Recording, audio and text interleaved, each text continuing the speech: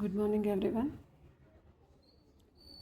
ఈరోజు మనకు DE1 notification వచ్చిందని తెలుసు కదా. దానికోసం సంబంధించిన Day 1 ప్రోగ్రామ్ కోసం కొంచెం ఎక్స్ప్లెయిన్ చేస్తాను.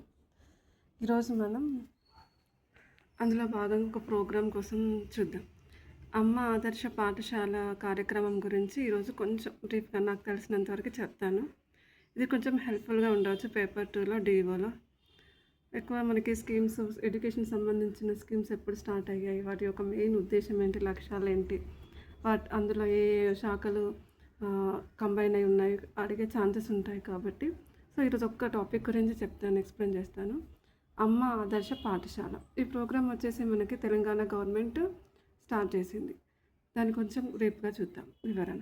అమ్మ ఆదర్శ పాఠశాలలు ఏ ఇయర్ స్టార్ట్ చేయబడ్డాయి అంటే 2024. దీనిలో ప్రధానంగా దీని మెయిన్ ఉద్దేశం ఏంటంటే ప్రధానంగా సెల్ఫ్ హెల్ప్ గ్రూప్స్ అంటే తెలుసు కదా మనకు, స్వయం సహాయక సంఘాలను దీంట్లో సభ్యులుగా చేసింది. ఉద్దేశం ప్రభుత్వ పాఠశాలల మౌలిక సదుపాయాలు మరియు వాటి యొక్క మేనేజ్మెంట్ నిర్వహణ మెరుగుపరచడం దీని యొక్క ప్రధాన ఉద్దేశం. దీనికి మెయిన్గా చైర్పర్సన్ వచ్చేసి సెల్ఫ్ హెల్ప్ గ్రూప్ సంఘాలు ఎవరైతే ఉన్నారో ఆ సంఘం యొక్క అధ్యక్షురాలు అనేది ఇందులో చైర్పర్సన్గా చేర్చారు.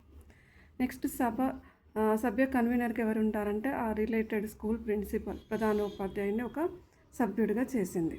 నెక్స్ట్ పాఠశాల, దీనికి లక్ష్యాలు ఏంటంటే పాఠశాలల యొక్క మౌలిక సదుపాయాలు అభివృద్ధి చేయడం, ఇన్ఫ్రాస్ట్రక్చర్. నెక్స్ట్ తాగునీరు, మరుగుదొడ్లు, విద్యుత్ సదుపాయ కల్పన.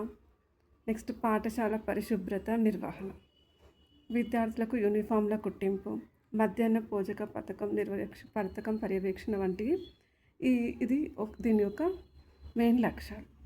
ఇది అమ్మ ఆదర్శ పాఠశాల. ఎలాంటి క్వశ్చన్స్ వచ్చే ఛాన్సెస్ ఉంటాయంటే ఏ ఇయర్ స్టార్ట్ చేశారు, నెక్స్ట్ దీనిలో మెయిన్గా ఎవరు అధ్యక్షులుగా ఉంటారు, మెయిన్గా ఎవరిని దీంట్లో మనకి సభ్యులుగా చేశారు, దీని యొక్క మెయిన్ లక్ష్యం ఏంటి, ఇలాంటి క్వశ్చన్స్ అడిగే ఛాన్సెస్ ఉంటాయి.